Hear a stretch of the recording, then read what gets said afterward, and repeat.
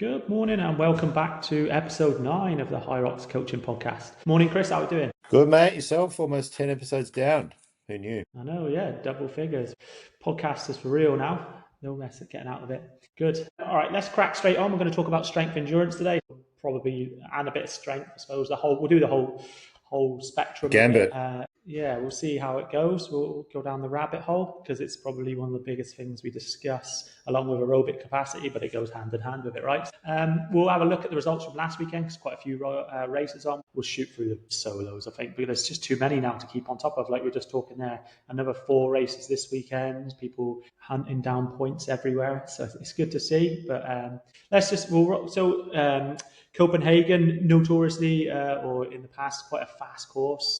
I think the temperature, I've done it twice. The temperature in there is always lovely. Like, it's cool, and the aircon is blasting, so it's nice. And it's a nice setup in there as well. They had a couple of different courses, but it's the only place I've been where they've had like a little running warm-up area. So last year they set up like a 150 meter loop around the warm-up area where you could actually run and do a bit of running rather than running up and down corridors smacking into people or outside in the freezing cold. So that's handy. Anyway, on to the results. In the men, the two partners went head to head and were seconds apart. Gustav took the win this time in 55.29 and Sebastian Ifferson was only 6 seconds behind in 55.35. So rapid times from the boys there, and they were flying around there. So they're looking like a powerful duo for the doubles coming up this year. And they're picking up points left, right and centre as well for the solos. In the women's race, it was Annie Emilson, and she ran just missed out on the hour, 1 hour and 7 seconds, followed by Jana Liebenstedt, which was 30 seconds behind. And then, in fact, all 3 of the top 3 were close there. And then the hour, Chloe Cook was 1 hour and 48 seconds. In Glasgow, so this was absolute masterclass from Charlie, if you ask me. Charlie Botterill won it in 54.38, and he was nearly 2 minutes ahead of Ronan, but that course was an honest course. I say I've looked at is it Rock Stop or whatever they did. It was down the middle, but his run splits are cracking, and I am interested to see how this regionals goes this week because there are some. Well, it's basically almost the world champs, really, with a couple of boys from down under and a couple of Americans who would be in there. But the chances for qualification is probably by far the hardest point. With Alex is running, Noble, Botterill, and then is Alex running? Yeah. Well, his Instagram says that he's racing, so I think so. I only asked. I listened to Racebrain and they did the draft, and no one picked him. So maybe they didn't know, but that's neither here nor there. When I checked the start list yesterday, though, it wasn't on the official website. So maybe not. Maybe I've read his Instagram. Maybe he's just doing the Open Champs on Sunday. He did last year.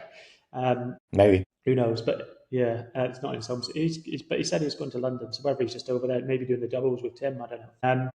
And then, in the women's, so Charlie, good stepping stone to this week. I think if I had to pick somebody, I think Thomas Tervik is hard to look past with his current results and not being qualified. He's missed out by seconds and a couple of times and ran some seriously rapid times. So it'll be interesting, though. People will be throwing down. I think Sean Noble said he is going to burn the boats and go out the front record pace and hold on for as long as he can and see what happens, because it doesn't matter. If he wins, he wins. If he doesn't, he's still qualified for world champs, and that's where he's heading. So yeah, good race. Yeah, I think it'll end up being a battle between Luke and Thomas for that spot. I thought you probably would have thrown Alan Plough in that mix, but I think he's got a knee injury, so that maybe holds him back. But they've obviously been the 2 in form. You'd have to assume Luke's done a bunch of war balls. He got there. I think he got there 5th, so it's pretty conceivable that he could take some time off. And Thomas has obviously been in form. He's run a few 54s in a row, so he's clearly fit. But it's going to be, you're right. It's going to be it's basically an elite 15 race. Compared to the other 2 regionals, the depth in Europe is just a level above at the moment. So it's going to be a great race. Yeah, you could honestly throw a blanket over the top 10 there probably this weekend. It will come down to pace and strategy and who rolls the dice too hard or gets it just right. I'm looking forward to watching that. And then in the women's race, so I was there on the Wednesday and the Thursday, so I watched some of the women's pro race, right? So Stephanie Oswald 1 overall in an hour at 1:34. And then Saskia Millard came second in 1:02:01 with the worst pacing strategy I've ever seen. So she was running. I said to my mate when we saw her on run 8, she's going to take 10 minutes to do the wall balls. She was trying to sprint. There was spit all over her face. She was breathing really, really heavy. It took her 7.5 minutes to do the wall balls in the end. So she got into the wall balls. She ran like faster split. I did the open the day after. She ran 10 to 15 seconds per run quicker than I did, and I finished 7 minutes quicker than her. Like, so I know a man doing the open weights and she's doing the same weight, but like this, just because you can run fast does not mean you should run fast. It's a Hyrox race, not a 5K. So like it was like you could see that it was going to happen. Just the way she was hammering the runs from run 1, like just dig in so deep. And she, to be fair to her, like the first 7 stations and 8 runs are awesome. But you can't compete when it takes 7.5 minutes for a wall balls because the other women are doing them in 3:10. So you've lost 4 minutes. So if she paced it slightly better, she could have probably broke the hour there and she would be knocking on the Elite 15 door. But that, lessons learned, I suppose. But she's raced it like she's raced it Elite 15 doubles with Holly. She probably would have been better served to have rested for a minute at wall balls and done them in 5.5. And still, turned it into an EMOM, literally taken a minute, had a gel, tried to just like get her heart rate down because she's obviously got in just absolutely heaving and then just collapsed. So, anyway, I'm sure she'll learn. I'm definitely. She's an absolute weapon. Like, there's no denying that she is going to be if she can lock down that pace a bit better, she's going to be an absolute force because she can fucking run. Like, it was impressive to watch, but you've got to finish it out. And, it's the name of it's who can get from A to B the fastest, not who can do the sections along the way the fastest, whatever they are, the runs or all the stations. So you've got to put it all together. And it is a race experience thing. I did check, to be fair, and it is only her second pro solo. So she's got a decent amount of doubles experience, but not a lot of pro solo. And it does take a little bit of time to get that nailed in and that manageable discomfort that you can race to. So like I had to say something because literally don't shut up about pacing in it. So but it was interesting to watch. And then Cancun, wow, this is some performance. So like from Alan Carrillo Avila, he has slapped Paleo here by 2 minutes in what was horrible conditions, 58:48, and I think it was 28 degrees and like 75-80% humidity with the course outside. That would have been disgusting. Trying to control that race would have been hard. And he, at 58, I think he did at 105 in Mexico City, which is obviously at altitude, and then took another couple minutes off in Guadalajara, and now he's come out and slapped that. If he goes up north and hits a bit of aircon in an American event, could be a force to be reckoned with over there. And then in the women's, Italy's Camilla Massa, although I think she lives in the US, I'm not sure. Well, she definitely trains over there quite a lot.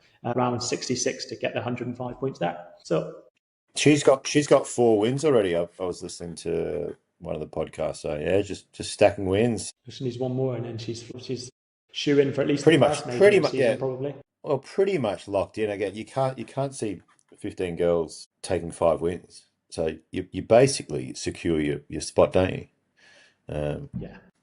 Whether she chooses to race all of them. Yeah, get them early. Yeah, look, I think it'll be interesting how the season plays out and who qualifies and who has to chase races. Yeah, I've got no doubt the cream will still rise to the top, but you definitely will see some people that are a little bit strategic with how they race. They keep getting better in it.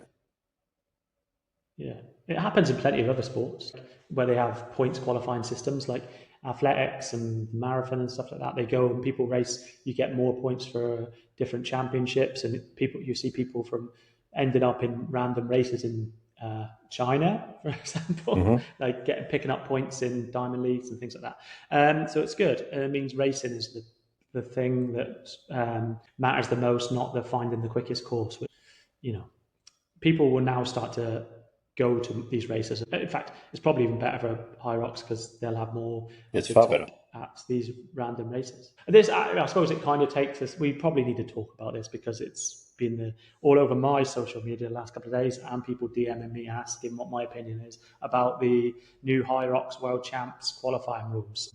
They think that obviously, so now they're, I'm not going to speculate. Well, I am. They've obviously oversold the amount of tickets early on in this season for the world champs, and now they're getting close to capacity because there are so many races now and they've qualified so many people that they've had to put a slowdown on it. So they've stuck on more caveats on how you can qualify. So there will obviously be less people now qualifying for the rest of the season. Whereas last season, it was rolling down to 8th, 9th, 10th place towards the end of the season because everybody above it qualified. Now there's going to be less roll downs, but if somebody doesn't accept their spot, it doesn't roll down. And I think this is the only point where they probably need to tidy it up for me. Is it rolls down one, doesn't it? So if yeah, but not if the person doesn't accept it. Yeah, so sorry, if first doesn't accept it, there's one roll down.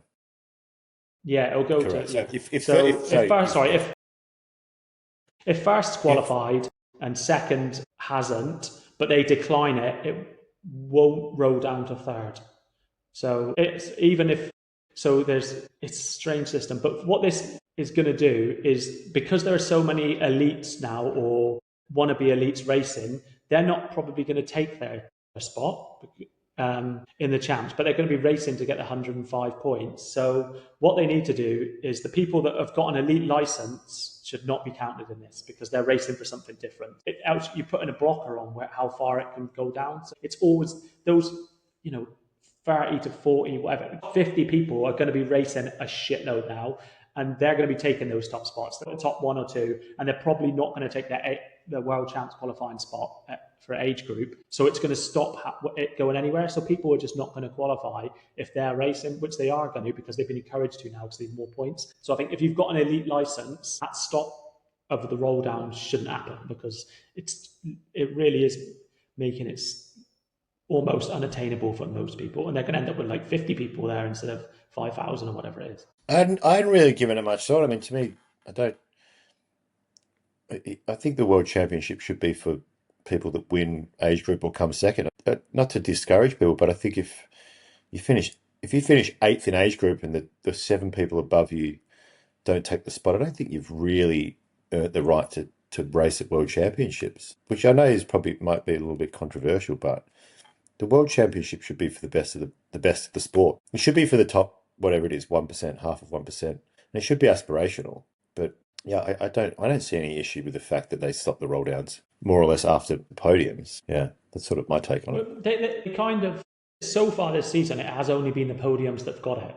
And then obviously there's roll downs after that. So it's a difficult one to put on, because most of the spots are going to be filled in the first half of the season. And after that, nobody else is going to be qualifying. What I imagine now is they've done this to put a blocker on overselling Stockholm now so that it can still be a decent race without being overprescribed or subscribed. And they'll knowing Hyrox, right? They do, if they fuck things up, they do backpedal. So I reckon at the end of the season, like last year, there'll be a new system that's rolled out. They do put stopgaps in it, and it is a bit wank that they did it in the middle of the season. But if the event's going to be oversubscribed with people roll down to 12th, 13th, then it gets watered down. And because you're getting it by proxy at the end of the season, have you really qualified, or have you just got it because you happen to turn up at that race and the top 11 were qualified and you're 15, 20 minutes off the pace?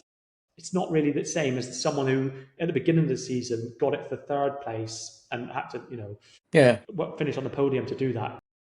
I guess I'm not convinced that anyone that misses out really deserves to be there. If you get a podium, if you get a podium late in the season, then you deserve to be there. If you're only getting invited to Worlds because the 11 people before you have already qualified or didn't accept, keep working harder and make a podium next year. Yeah, World Champs is it's a privilege. It's not a right. You don't just have a right to be there because you're 10 spots off where you should be to qualify. It should be aspiration. It's good. Yeah, it's a tricky one that for Hyrox to now try and maneuver around because of the amount of people they've let in before. The sport has grown exponentially. Now they're in a position where people who were qualifying before aren't now because they're a different set of circumstances. But things evolve and we need to move with it. If the sport's evolving, they need to recreate the conditions to get people into that event. Yeah. Look, and ultimately, it's a business decision. And what was it? 2 years ago, you used to be able to qualify through opens. I mean, they need to sell enough tickets to cover costs. They're not a charity. So yeah, it's at the point now where I'm sure next season, with the amount of people, it's always people are always going to be wanting to go to World. So I can't see there being a whole heap of roll downs, but you can't. It is a business decision. They can't oversell the championships. And if they would obviously have data going, look, we're at 88% last year, or at 60%. Like we'll be able to fill it in the next 3 months, and then if they need to change course because they don't sell it, I'm sure they'll go back and do some roll downs. Yeah, ultimately, it's just a business decision. Um, I didn't think all that much of it, to be fair. Yeah, it's been talked about a lot here, and I think I've got a good few DMs about it. Like I don't know. It's not something new from Hyrox. It's just they adapt along the way, and because it's a new sport, they don't know what's going to happen. And like even if you look at Ironman, they've changed the way you get to Worlds a couple of times, like to adapt and make sure that it's the pinnacle of the sport. So they've got open regionals which allow you to compete and anybody to compete and win a title. There's a bit of both. I don't know. We're never going to please everybody. They're never going to please everybody. There's people that whinge about stuff. It's the news. I mean, it is what it All is. right, let's get into what we came here for then. So let's talk about strength endurance, and strength endurance for Hyrox and what it means. This is where you started, I suppose, in the strength world, right? So Mm. that'll follow your lead with this. Look, I've done a whole week of posts on this because obviously I knew we were going to talk about it and wanted to refresh my talking points. I think it's important to go through definitions first.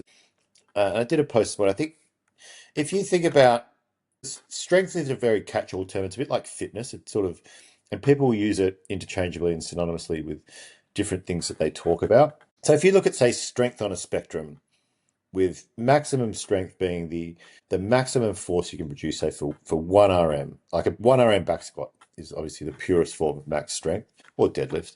And that is basically a process where you are trying to get every muscle that is involved in the lift to contract at the same time with the maximum amount of force. So you can either pick the bar up off the floor, or you can resist gravity and hit that squat. So it's driven a lot by the central nervous system and obviously the working muscles. So every muscle that's involved in the quad, slow twitch, fast twitch, all the stabilizing muscles in the back, the glutes, basically contract at the same time to produce one max effort. It's obviously the most fatiguing thing. That's why it's a 1 RM, not a 2 RM. So that's the most force. So that, say, sits on the left-hand side. And then as you sort of go along, then you have more components of, say, strength endurance. So say you've got like a strongman event, like what's the car deadlift, where it's maximum amount of reps in a minute. Still incredibly hot. It's very close to that. I'm sure they're lifting quite close to their 1 RM, but it's far enough away that there is an element still of strength endurance. And then say go to like a CrossFit workout that might be like a 3-minute barbell cycling workout. So that sits a bit further along.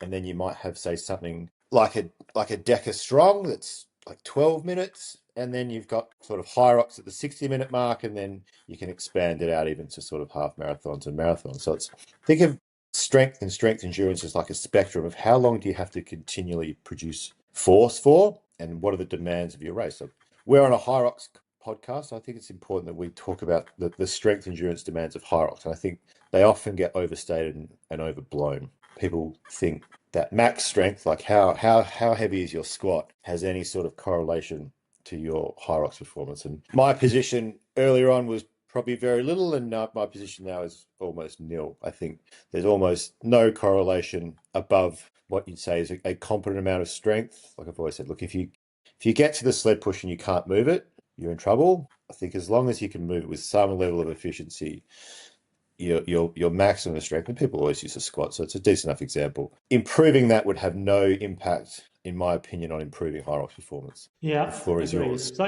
So the spectrum, totally, like everything, even the same as with the metabolic spectrum of that top end from a sprint to an ultra run, whatever.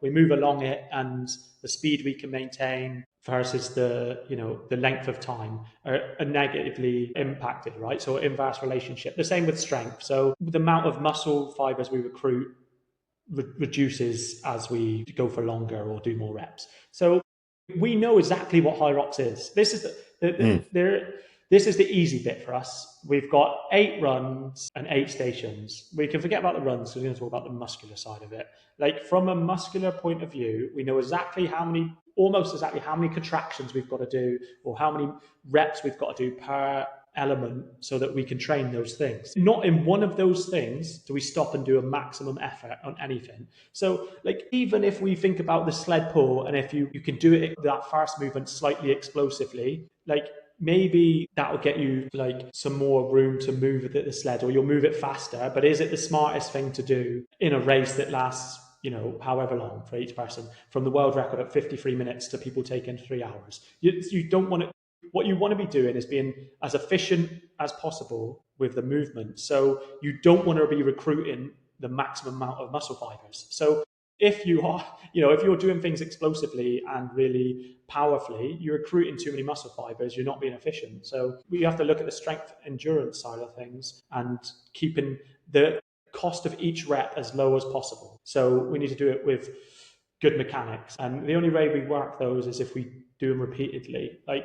And we condition the body to be able to do that from a muscular endurance point of view. So if you can recruit 100% of your muscle fibers for a really heavy squat, that's awesome. But if you can't repeat that action at 25 minutes into a race, pulling a sled repeatedly for 3 to 6 minutes, it doesn't make any difference. Yeah. You need, so just as a caveat, because I think maximal strength is important for other things. I think I said it before. I think it's an assistant to what we need to do, but it's definitely not the driving force of what we want to be doing to train for Hyrox efficiently. So it makes you more durable, yes, and it gives you a bit more strength reserve, but it doesn't make any difference if you can't express that force. So if if you're completely buggered by the time you get to any of these strength endurance movements, it makes no difference how strong you are because you can't operate. Yeah, look, and if I misspoke, then I certainly didn't mean to. Yeah, I don't ever mean that strength training isn't important, but yeah, when we're talking about max strength, yeah, in terms of a training structure, you're trying to train to be maximally strong. And I was actually chatting to one of my athletes this morning, Cole, who's like a pretty high level CrossFitter, and I just said, has your maximum strength gone down from your peak CrossFit? Which of course it has, but he's got better at Hyrox. So the point being, what you train, you get better at. And I almost guarantee that will be true for everyone that is investing their time into Hyrox. When they started Hyrox, if they came from a strength training background, I'm sure their maximum strength was higher. Now, it's not like it's absolutely gone to the floor. Maybe it's fallen off 15, 20% because obviously, whatever, you do detrain those muscles. You do detrain the nervous system. My point would be is that that's fine. All you would need to do is to try to maintain, again, that, a certain level of that strength that you had coming into it. So if when you started Hyrox 3 years ago, your back squat was 180 and now it's 150 again, that is absolutely fine. That's sort of my point that, I still program compound lifts because I think proficiency and efficiency of movement is important. You do want to have a good squat pattern. You do want to have a good hinge pattern, but I don't program it to any sort of max sets because I just think the cost on the nervous system outweighs the benefits. Most of my programs they're doing sort of 2 days a week. There's a quad dominant day, so that will start with a squat pattern, and I sort of, for lack of a better term, I always use like priming. You're basically doing like 2 to 3 priming sets, 75% of your 1RM for 6 to 8 reps, and I usually do contrast training, so you'll throw some sort of plyometric into that, and that to me is enough to maintain that movement pattern, so it's pretty efficient. And then the rest of the stuff is completely focused on strength endurance, because again, that's what people come to you and I to get better at in Hyrox, and strength endurance wins the day. And they are quite different qualities, both in terms of a physiological sense and in how you train them. Yep. Sorry, I didn't mean you said that strength was important. I know you programming. I know you. I'm exactly the same. I think once you get to a certain point, like you said earlier, like really well, that we don't need to get any stronger. Like you can maintain what you've got, and a lot of people. I think we said this on another podcast. In the first 12 weeks of strength training, the neuromuscular adaptations you get you pretty close to where you're going to go anywhere. And then after that, you need to put in a hell of a lot of work to make many improvements. And do you really need to, or can you maintain and slightly build that? Like if over the year you get 5% better at your strength, but you get 50% better at pushing a sled for 50 meters, then Yeah. you're going to get better at Hyrox. It doesn't make any difference. Whereas if it was the other way around, then you wouldn't be better at Hyrox. It would be pointless. Like, you need to ask yourself, what am I getting out of this? What is this doing to help me better at Hyrox? If it's just, being more durable or less prone to injuries because you're stronger, yes, but I agree that it's useful, but the evidence is still, like, you could do that with any kind of resistance training. So strength endurance is still resistance training. You're putting an external load on your body, even if it's body weight, and moving through a range through a certain amount of reps. The prescription of how you do it is down to each individual coach and what they enjoy and then what you enjoy. So rather than, if you hate squatting, don't squat, because it's not going to make you better at Hyrox. If you hate deadlifting and it's not for you, don't do it. Do something else. Find something that's safer or more enjoyable for you. Like, I don't know if you read the new American College of Sports Medicine's paper, their standpoint that just come out the last couple of weeks on strength training for the general population. And I like to think about Hyrox athletes as the general population when it comes to strength training, because, like, we're not strength professionals. Like, if you're a power lifter, an Olympic lifter, a strongman, your whole point is to get stronger and to get bigger, or whatever you need to do to lift more weight. So if that's your job, then that's what you need to do. For us, we are doing strength as a supplementation to racing Hyrox. So it doesn't need to be as complicated, or it doesn't need to be that complicated that it starts to eat into your other things. So if you are just doing one or two, like you say, one or two compound lifts and then follow it up with the rest of the stuff in Hyrox specific strength endurance movements, that is enough to encompass your strength and strength endurance element you're training. It doesn't need to be 5 days a week of upper, lower, No. push, pull, legs, whatever, because that is too much strength for what we need to do. And you would be better off working on aerobic capacity and muscular endurance. So I think bang for buck is what you want, right? Everybody's got a limited training budget. You don't want to spend 6 of 12 hours. If you've got 12 hours, you don't want to spend 6 hours doing strength training. I like to look at it as if the race has these 16 elements, the first 8 are running. So that's 50, and probably a little bit more because of the rock zone. 55, 60% of your time needs to be aerobic development towards running. Then you've got the 2 ergs, they're not strength, so you can pull them out. So now we're down to the 2 sleds, the wall balls, and the lunges are strength endurance. I don't really like the farmer's carry is less than 2 minutes for most people. Most people can do it in 90 seconds. You can do it in under 2 minutes if you walk. So let's not worry too much about that. The core and the grip will come from the other 2. So we've got 4 elements that probably make up 20 to 30% of your race. So why would you spend more than 20 to 30% of your training developing that need? So if your training is 70% working on aerobic development, and then the other 30% is muscular endurance and working on that strength elements, the strength probably only needs to be 5% of that 20 to 30%. The rest is muscular endurance, because we know the demands of the race. So we don't need to be doing fancy shit. We just need to be doing the elements that are in the race. Does that make sense? Yeah, I had someone comment on a post this morning. I think it's a good, because people always want to abstract it and say, well, look, if you're 1 rams higher, then it feels easier. I pulled up some data. So I looked at, Ricky Garrard did Melbourne Hyrox, and he's not a slouch. He just scooched over an hour. He did like an hour and 6 minutes. So he's got a good endurance base. I looked up at the CrossFit Games. He did a 206 kilo back squat. His sled push was 2 minutes 39. Again, it's not bad. His pull was 3:59. And then I looked up Tim Venich's race in Melbourne. He had a 2:11 sled push and a 3:08 sled pull. And I've heard him on a podcast say his back squat's about 120. So Ricky Gerard is 70% stronger in terms of max strength and about 20% slower on the stations. There's just no correlation. And you couldn't even say that, well, Ricky Gerard doesn't have good endurance. I mean, he just snuck over an hour. Like he was the second fittest man on earth. He has a good base. So again, it's just proof positive that maximum strength has no correlation to strength endurance in terms of the Hyrox race. So trying to develop it any more than what you need to just maintain. And I still think it comes down to just having good movement patterns.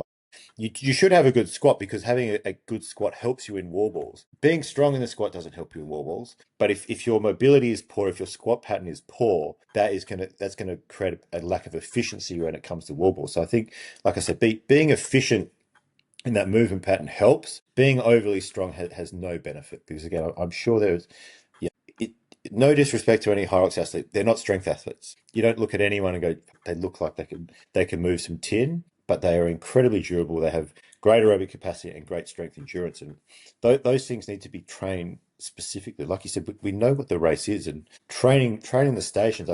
I said last week, I think that like sled work is really good because it's a concentric only contraction. You can do a pretty high volume. You don't get any of the eccentric loading, so you can really, and you can do it in lots of ways: pulls, drags, Hyrox style, loaded up, longest. Like you can do a lot of sled work, which again is improving your strength endurance without having a huge cost on the body. Whereas if you're trying to do, heavy back squats, 5x5 at 85% of 1RM, it's incredibly taxing for no benefit. Yeah. The CNS, like we talked about before, the CNS impact on that is so big because it's Yeah, such a neuromuscular component. You have to recruit so many muscle fibers that it's so fatiguing for CNS and PNS. When I used to do more heavy strength stuff, by mid afternoon, I needed a nap because it properly zaps you, like from a nervous system point of view. I think, like, you just need to, like you say, look at the demands of the race and then train for them. So, and there most people's limiting factor, like we talked about before, is their aerobic capacity and that aerobic ability to repeatedly produce force over time. You yeah, posted the other day about strength endurance and muscular endurance, and that they're slightly different. I kind yeah, of think of the strength endurance, I agree with. The muscular endurance, in my brain, to make it easy, I kind of think of it more as metabolic endurance rather than the repeated ability of delivering that result over time. I think just because when I think about it as strength endurance and muscular endurance, they just seem to end up being the same thing in my head. So the repeatability over time. I don't know if you want to yeah. clear me up on that. I do because I've heard. I think it's important. I think it's important to distinguish too, just from a training perspective. I think about muscular endurance. So I'm sure you've had this with a lot of your athletes that are good runners, and if you ever put them on the bike, they really struggle to get into like a threshold. It takes a little bit of training because they don't have the muscular endurance in the legs to generate the force. But with a bit of training, obviously you can get them there. So that's what I'd say. They lack the muscular endurance. Again, I guess it just sits on that curve. So it is still just a production of force that they're not able to sustain it for a period of time. So I suppose it's just that continuation of the spectrum. Whereas I think strength endurance, it's just more load. So Yeah, perhaps they're the same thing on a further continue. I think separating them is important from a training perspective because, and we can talk about the ways to train strength endurance because I think they're separate. I think muscular endurance again, it has to be sort of race specific. If you're here's a good example. If you're used to being like a road runner and then you go to trails, you lack the muscular endurance to run up and down hills. Now you could be a fantastic runner, so that's sort of where that muscular endurance piece sits in. That there are certain demands of certain things that require that training of the muscular system that's a little bit different to strength endurance. And I suppose again it does come down to force and repeatability. Yeah, we can talk about the differences in how you sort of train them. But yeah, I guess again it's all on the same spectrum. no, that actually makes way more sense now I that you say it like that. There are the specificity of demands of the aerobic Yeah. pattern, I suppose, or the muscular pattern. So just take the difference between running and skiing, or like you said, cycling. Like I'm this, like Right, yeah, cycling. running and swimming or anything like that. You could be an Yeah, incredibly great runner, massive base. You don't have the muscular endurance to be a good swimmer, but I'm sure you'd be able to train it fairly quickly. So that's sort of the piece that I talk about. yeah. Which it comes down to the specificity of demands, right? And the Hmm. training again, those correct patterns to get more efficient at them, so that we use less energy per movement or per rep so that we can get there faster. Because that is the name of the game is to get from A to B, like I said earlier, as fast as possible, doing it in the smartest, most efficient ways.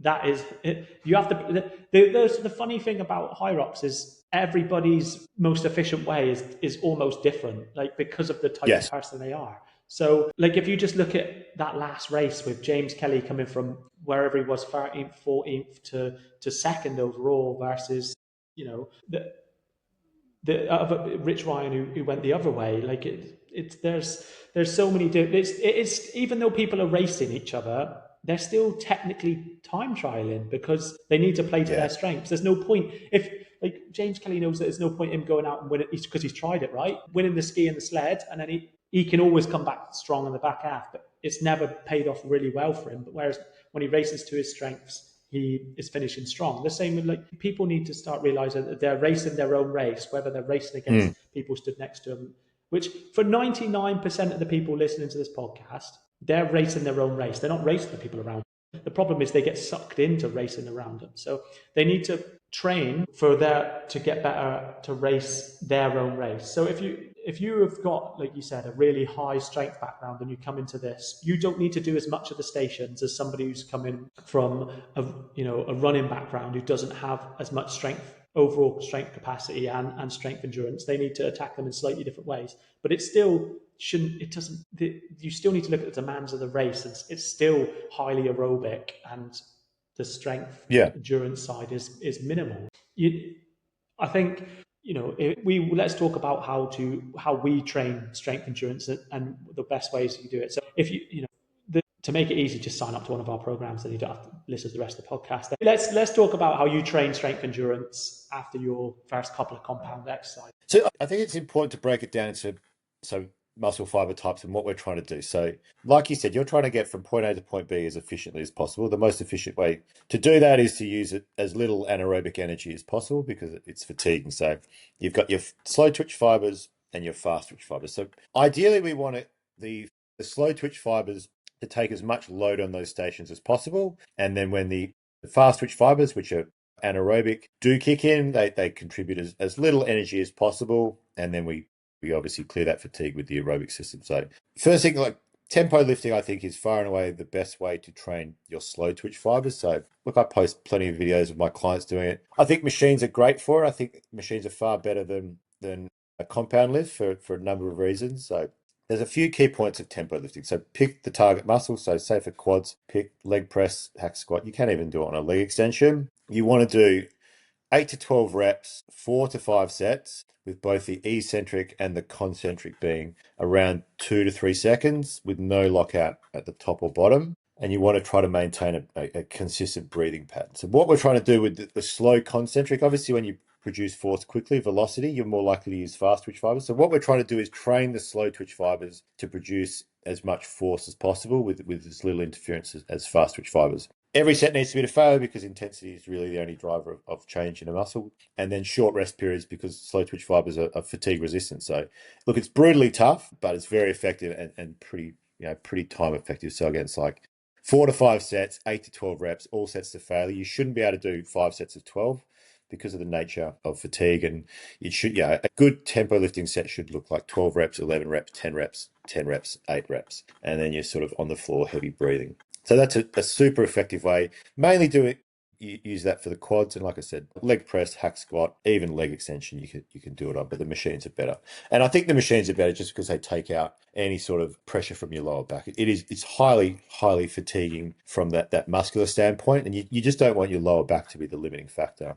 And then the other thing I think is important to train is then you've got your fast twitch fibers, your 2A and your 2X. And you basically want to train them to act more like slow twitch fibers. So explosive repeats is what I do. So you produce force quickly. So something like kettlebell jump squats, jump lunges for the upper body, dead ball slams are great, hand over hand rope pull. And then you're basically trying to then incorporate some sort of aerobic active recovery. So you're basically creating an aerobic state and teaching those fibers, those fast twitch oxidative fibers to recover in that period. So they're the two primary things I use in all of my strength programs. And then the last thing is the high intensity continuous training using step ups, which is just explosive steps but controlling the cadence. So you're training those fast twitch fibers to act in an aerobic environment, because again that's what Hyrox is.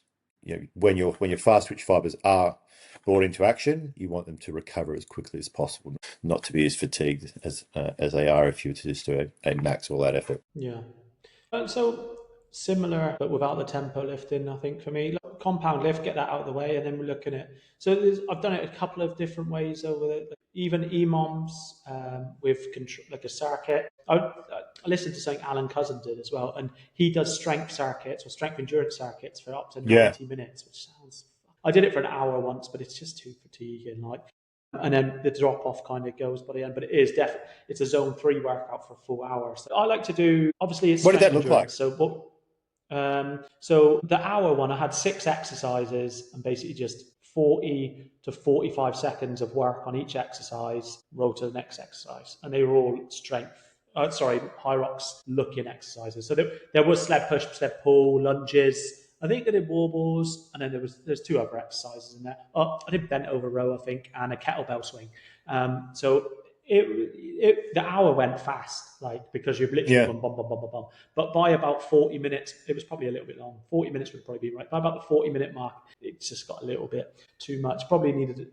So I kind of dropped that back. But we do an hour-long EMOMs. I test like your max effort for a minute and then use a percentage of what you can do in that minute, so that people don't end up just trying to, because when people try to do an EMOM, you just give random numbers plucked out the air. My numbers, your numbers, and Karen's numbers are completely different. So I use a percentage of a maximum minute effort to work out where that is and try and keep it as a strength endurance circuit. But I like to, at the minute, I'm liking to use 40-20 supersets. So 40 seconds of, say, a step up or a lunge or even a sled push into 20 seconds recovery, just basically to move to the next exercise. 40 seconds you want to work for the full 40 seconds. So you need to get the weight right so that the last 5 or 6 seconds of that 40 seconds are a bit of a struggle, whatever you're doing. So it's near failure, but not complete failure, like an upper body exercise then. So it could be press ups, it could be shoulder press, bench press, anything really.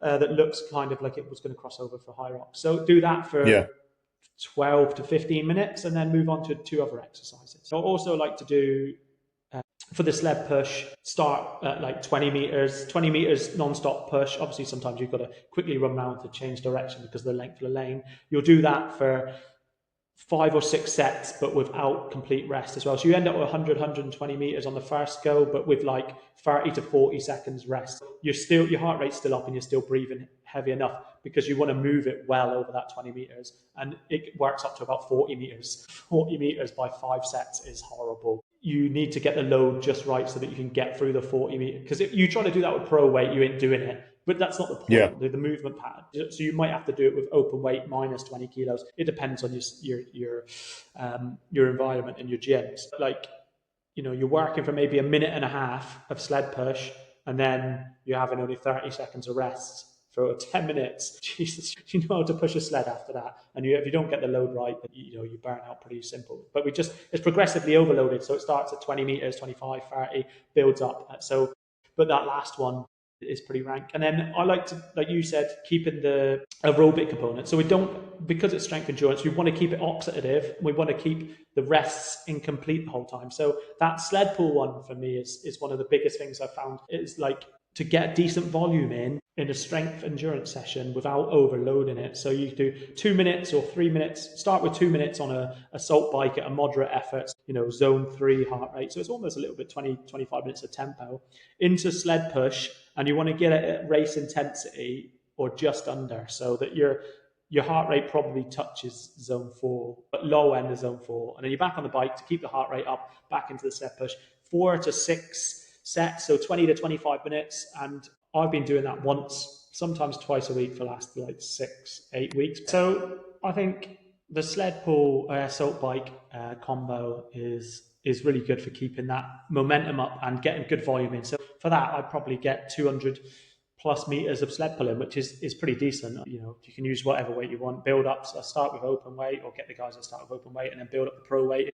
I don't really think pro weight or feel. I don't think going much heavier than that is useful, because you're not going to win a race. You need the repeatability and trying to build up that movement pattern is the thing. And doing the reps is what's going to make that pattern smoother. So like we said before, you need to just keep honing in the position so you become efficient at it. There's no good doing megally heavy or really light stuff where you're kind of moving in a different way. Like it's okay for the sled push, you can get away with going a bit lighter and going longer because you'll get that burn. I tested something this week that's like we went up really heavy and we used the sled push as our compound lift. I didn't want to squat. I did that. We built up to 300 plus kilos, had a couple of minutes rest, and then went back down to pro weight. It probably felt a little bit heavier than pro weight, and then did 50 meters continuous. Oh my god! Like the first three lengths. So it's a 10-meter track, so it's 8 meters. 20. The first half felt glorious. Got into the fourth length, horrible place to be. And so because there's no rest, 25 meters without any rest at pro weight is crazy. So and then by the time I'd finished the 50 meters, I had to lie down. And I didn't even do it that fast. It was just under 2 minutes. So the people that are going out and sending the first two lengths, or at least the first full length, are just building up debt that's going to bite you back in the ass later on. That piece, it's that efficiency piece that I think people maybe misunderstand when they talk about. Again, always coming back to people saying how important max strength is. I mean, max strength is inherently, it's not efficient.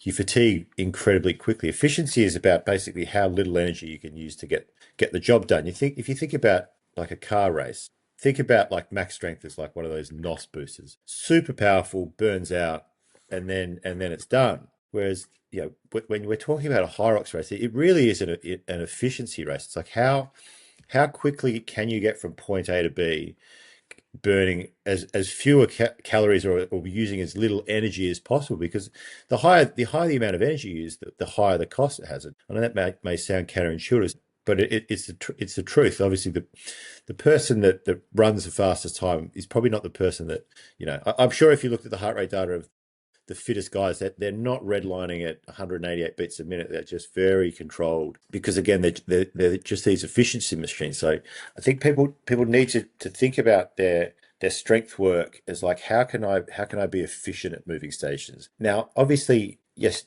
to do well in a race, there needs to be a level of speed. We could all sit there and push the sled, being completely aerobic, nice and slow, and run off it fast, but it's going to take us probably 4.5 minutes because there's no velocity. So there is this balance that you've got to find about moving something fast enough that you can perform well, but not too fast that it costs you later in the race. And again, it's all very trainable. Again, like what you did with the sled push is great. I do think, yes, sled work. I think people's strength training is going to become more and more specific and using the sleds a lot more as almost like a primary lift.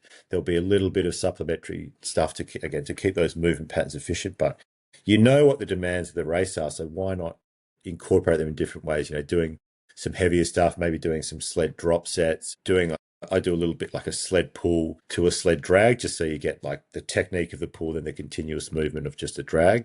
There's hundreds of different ways you can do it. I do like those strength EMOMs too, incorporating them into some compromise running sessions. So rather than doing 3-minute run, 100-meter sandbag lunge, doing an EMOM, because it can be progressed. So do the 3-minute run, 4-minute EMOM at 20, you might do 26 paces of a dumbbell walking lunge, slightly heavier than race weight. So you say 2 17.5 kilo dumbbells, just so it's a little bit heavier. And that's progressible. Then in their next block, they might do a 6-minute EMOM with 28 paces. And over time, that they're obviously going to get more efficient at the lunge pattern. And you can do that with anything. You can do that with wall balls. It works really well with lunges, really well with wall balls. You can accrue a little bit more volume, and you can actually just increase the pace slightly faster than you could move in a race pace because you've got that little bit of rest, but it still obviously keeps it aerobic. So I think EMOMs are really good in that context too. Yeah, that faster element I think is important. See with the lunges and and even the farmer's carry, I think practicing them at a higher, faster cadence is probably smart because it improves your your timing probably. Yeah. It's all well and good doing 80 to 100 meters of lunges, but if you're lunging, stopping, standing up, taking a breath, and then they just become unrace-like or not what you want in a race because you want them to be, they're not going to be the same speed. But you're seeing people do these lunges now, pro races in like 220, 225, which is mental. That's like they're basically sprinting with the bag, but they're not doing 100 meters in training at that speed, but they're probably doing 20 to 30 reps very fast, repeated like that in shorter blocks with insufficient rest. And then on race day, you put it all together. So the training doesn't need to be, that's why we run intervals. It doesn't, because else we can't run a race every single week. So splitting it up and improving the movement pattern and the system efficiency is key with insufficient rest for muscular and strength endurance. So that's why we do it. Like, because if you just did the whole thing every week, you would not get. You wouldn't, You you can only wouldn't, you lose. wouldn't, yeah, and you wouldn't improve because say you're doing something in training like a compromised piece where you're doing 3 minute run, 100 meter sandbag lunge. Your form, if it's a continuous lunge, it will deteriorate. Again, people's first lunge will, well, yeah, other than the fact they've come on a run. Your lunge form is there is an inherent level of fatigue that the longer you lunge in a race. So if all you're doing is that in training, you're not really getting those last 20 meters aren't the most efficient. So if you can program that and structure that in EMOM so that technically every minute, that little bit of rest is enough that the fifth minute should look pretty similar to say the first minute. So you're getting, and then say you're doing a little bit over volume. So say you're doing 6 sets, like a 6 minute EMOM, 25-meter walking lunge. You're getting more volume than you are in the race. So you're getting 50 meters of volume and really efficient volume too, because that rest period has just allowed you to recover a little bit. So like you're getting 125 meters or 150 meters of high quality lunging, and say you use 2 dumbbells at a little bit heavier than race weight. And to me, that should translate to then being able to perform a little bit better in the race, because you've created a little bit more strength endurance because you've added more load and you've also added more volume, which is obviously the way that you improve. Yeah.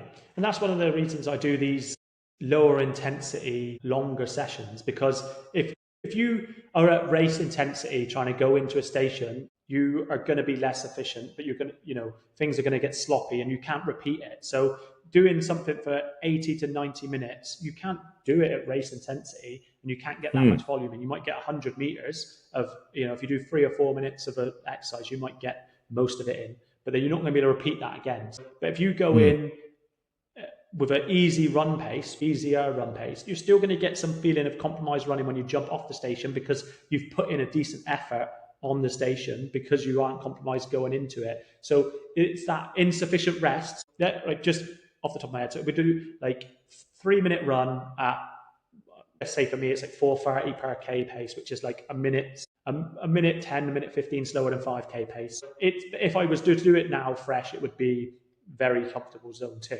And then I go into 3 minutes of sled push, and I can then attack that with a decent intensity. The first 30 seconds going back onto that run at that easy intensity is going to feel compromised because I've put in a decent bit of sled, but I'll recover in the next 2.5 minutes of that 3 minutes to then come and do 3 minutes of decent sled pull, and then repeat that. Do it for 90 minutes. And by the last like 15 to 20 minutes, you're working. But you can still, if you don't overcrank the runs, you can still output and get decent strength endurance and muscular endurance built up with lots of volume. So you say you do pick three or 4 stations over an hour and a half, you're going to get in, a good 15 minutes of 12 to 15 minutes maybe of each station. That's a lot of volume on a station, along with running, and some of it's feeling compromised, but not so much that it's going to leave you in shit state the next couple of days. So you're not doing a race, you're practicing efficiency of movement under a gentle fatigue to keep the heart rate high. So so to me, that is a strength endurance session, because you're never fully recovering, but we get more bang, a bit of with 2 birds with 1 stone, because you get a bit of compromise running in there and that feeling for the first 30 seconds, but it's not over fatiguing. I mean, you're training the system that you're going to call upon in the race. Like you're basically just training those slow twitch fibers to clear the fatigue that you've accumulated in the station, which is what you do in the race. And like you said, you can't. No other sport just runs a race every weekend at race intensity. You just cook yourself.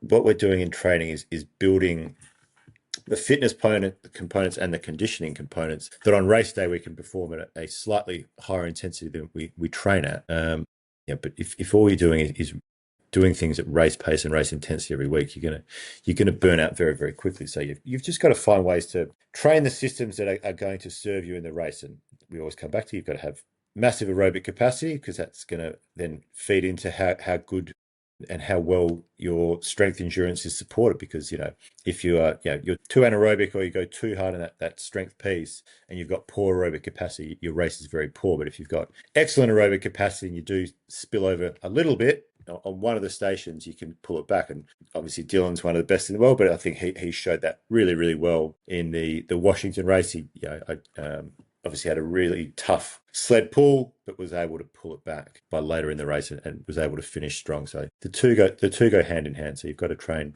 your strength endurance appropriately and that it's specific to the race, and then you've got to obviously continue just always. You can never have too much capacity, in my opinion. No, is that the pyramid, isn't it? Like the foundation and everything's built on is that capacity and that aerobic base. Like even strength endurance is built on that now or it is because we need that ability to fuel the muscles and to get them to keep repeating that force. And you can't do that without that big metabolic base. So like people that are going in and turning it into like a funnel where they're just doing a little bit of zone, easier stuff, but then hammering strength in the middle and then the big fat bit on the top is all their intensity, you improve for a short time, but then you've got nowhere to go. Like there's no way to recover. And it's not very good when you need to recover at 45 minutes into a race and you've pushed something. If you push something a little bit too hard, you don't have the system to recover. Like Dylan has a huge system. The bloke's doing 30 odd hours a week. So he can recover at a very high intensity. We'd say recover. Yes. I'm sure he was in the locker, but like his body can then clear out the lactate and the fatigue so that he can go again. And that's what you want in this. This whole race is put out an output, recover at a very high level to go again and put another output. So it's a wave. Like you said earlier, their heart rate's probably a flat line when you're very elite. It's probably a tiny little wave where they give a little bit more and then bring it back down. And like we said, depending on the type of athlete, depends on what way around that wave goes. I think if you look at John Wynn, probably, and you know well, like he is an absolute station weapon on the push and the pull, the wall balls and the lunges. Like last season, he had some ridiculous times on them. He is running at like such a high level of his capacity. Yeah. So he's probably the other way around. His heart rate is probably coming down on the stations and going up on the runs, whereas mine is the other way around. It goes down a little bit on the runs and goes up on the stations because we're different types of athletes, but it will still be up there and held pretty constant across the wave with little waves depending on your strength or your capability. And this is the fun part about this, right? That it's a big fucking jigsaw where we get to pick bits and pieces, and this is why people keep them back, because you finish and you go, oh, I could have done better in that area. In a running race, like, or a single modality thing, even triathlon, like you look at the results and you think, well, that is what it is. But in this, you're like, well, there's wiggle room there's some wiggle room there, I can work on this, and it makes it very easy. But like you said, I think that the stations don't exist in isolation, right? That's with your quote. Yeah. Hopefully not misquoting you there, but I don't know. Do you want to explain that? Oh, well, yeah, it's exactly as it sounds. Every station has an impact on the next station. It obviously starts at the ski. We've talked about that in terms of pacing, but that it's not really a strength endurance piece as such. It starts at the ski, and if you go a little bit too hard on the ski, that cost is basically accumulates in the body. And again, if you're incredibly fit, you've got a higher ability to sort of clear that fatigue or that cost. I'd say that the majority of people listening to this podcast are just sort of still far from their potential. So it's not a single station race where it's 1K run, 5-minute rest, 1K ski, 5-minute rest. You're continually producing force and output that every station performed poorly will deleteriously affect the next station. So if you have a really tough pull, that next run's harder, and then you haven't cleared that fatigue, you've accumulated more, your lactate's even higher, then you hit the sled pull and then it's even higher. So every station bleeds onto the next. So you've got to approach the race as that continual production of force, and each station obviously has a different movement pattern and a different level of force that needs to be applied. So that's why you have to do the things in training. And again, like we always come back to, you've got to be as efficient as possible, because efficiency is basically how little energy you're using to do something. So again, the less energy you can use on any given station to move it still at a good race pace, you are going to have a good race. But if you're inefficient at something and you use way too much energy, and that obviously comes at when anaerobic energy production really takes over the aerobic side, it just comes at a cost. And yeah, if the earlier it happens in the race, the more cost you pay at the end. Like that's as simply as I can put it. Yeah, and I think I'm sure you get it all the time. That people are just like, "Oh, I'm just rubbish at wall balls." Like, Yeah, if, lunges and wall balls. Yeah, yeah, are you though, or is your capacity not high enough that you can keep maintaining your rhythm, or have you gone too hard too early that you don't have anything left for probably the two hardest? Like, less Hyrox is brilliantly set up. Like, I think, yeah. what is it, Tilly Mintro, whatever her name is? It took 6 months to get it in the right order, right? So Mintratelli, I think. she, yeah. Close. And I was constantly butchering names anyway, so just make it a theme. It's those war balls, like if those war balls we talked about before, if the war balls were at the beginning, they wouldn't really be that much of an issue. Running after war balls is rank, but after a minute, you'd recover and carry on going, and it would become a strategic thing whether you went unbroken or chose not to. Because I would say that most people, like if you put them at the beginning, you probably weren't. If you put them at the beginning of a session, you could probably do a good whack of war balls. But then if you get to the end of a race, you've completely spent yourself and you're doing fives and sixes, and we've all been there, like in a solo race where you've, yeah, and it's a learning experience. But your problem probably isn't the war balls. Although always do more war balls because their efficiency on them really does help. Sure. The less energy you can use per rep when you've got 100 to do, when you're doing a full body slightly explosive movement because you've got to throw it up in the air. Like the less energy you can use, the better, because you don't have an infinite amount by the end of the race. Like you said, taking that gel even as a psychological thing before you go into them is probably a benefit. But most people's issue isn't war balls; it's Capacity. overall capacity and pacing before they got there. So when people say to me, "Oh, I need to get better at my war balls," I try to get them to zoom out and have a look at the rest of their race and really were you running into the war balls at a 7, a low 8 out of 10, or were you running into the wall balls at a 9.5 out of 10, and your heart rate was at 97% of max? Because when you start doing a highly anaerobic exercise, then there's nowhere to go. So are you crap at wall balls, or have you just got to the wall balls using too much energy and not having the capacity to do them? So you can always work on capacity, you can always work on movement efficiency, and you need to smartly pace. It's basically Hyrox, which is, when you say it like that, it's simple, but doesn't mean it's easy. No, it just takes time. It just takes a lot of time and a lot of hours. People want results yesterday. Yeah. They don't respect the amount of time it takes to make those long-term improvements to that sort of low-end aerobic capacity. But it's super, you're right. It's super simple, and it is pretty easy. You just got to put in a good chunk of volume at that zone 1, zone 2. Work for as long as you can, as much as you can fit into your week while you're still fitting in the rest of your training. But I think most people would be well served to certainly look at the percentage of time they're spending doing their high intensity stuff, doing their Hyrox sims, doing their pure strength and their capacity. Very often when I get sent someone's program that feels they haven't had a good race, the capacity almost takes a backseat. It's like maybe two easy erg sessions that are 45 minutes and one easy run. And they've just got all this intensity. It's like, well, you're building this massive ceiling that's supported by a terrible floor. They feel fit because they can do these intervals they can perform pretty well in an interval session. Like, I feel fit and I feel fast doing my 5x5. It's like, but that's not the race, is it? Like, that's very controlled. You're not really running it at threshold. You're probably running a bit fast, but you've got good willpower or good grit, and that session feels hard. And maybe you're making improvements because you do see improvements quite quickly in the high intensity stuff. But if it's not supported by, again, that massive floor, you just become so quickly exposed in a race. And everyone's felt that once, maybe twice, and hopefully people listening to this just really take in how important lots of low intensity, easy volume is, and how much it will improve your race reasonably quickly if you put in a really good block of sort of 12 to 14 weeks of doing a lot more zone 1, zone 2 work.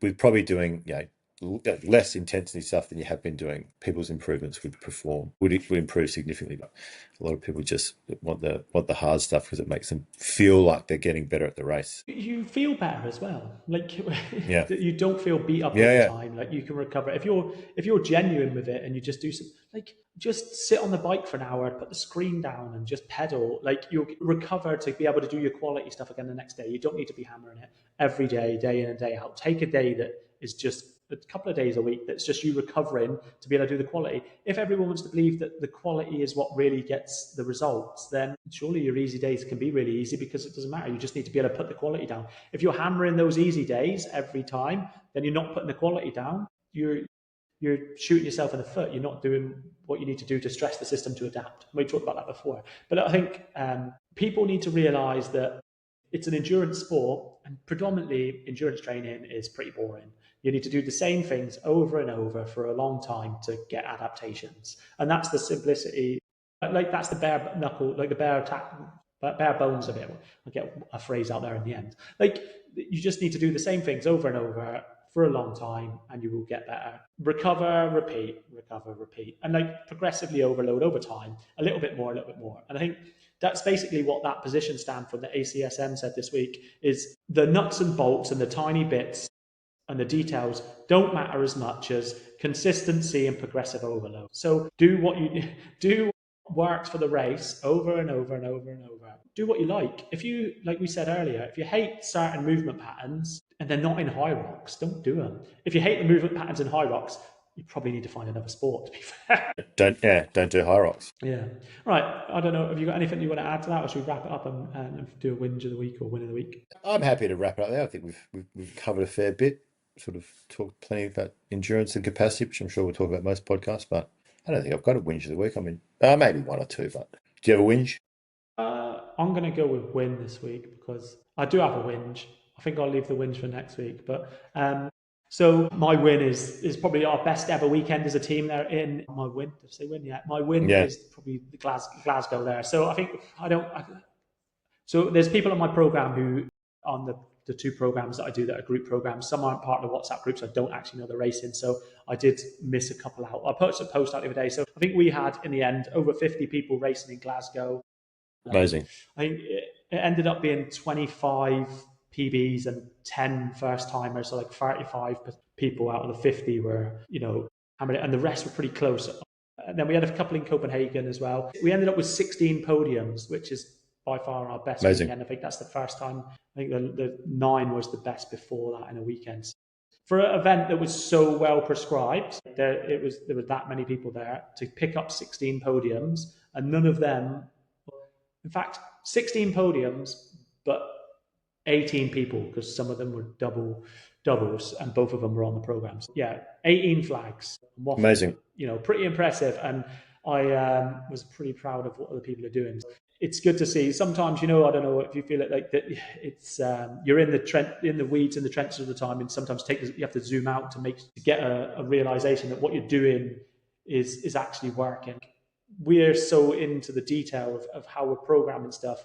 Sometimes you think, shit, is this working? We've got a lot of people relying on us. And then to zoom out and then see that is a big win for me. Like, we're consistent throughout the season, but that was pretty awesome. That's awesome. Congratulations. Thank you. Well, I don't want to...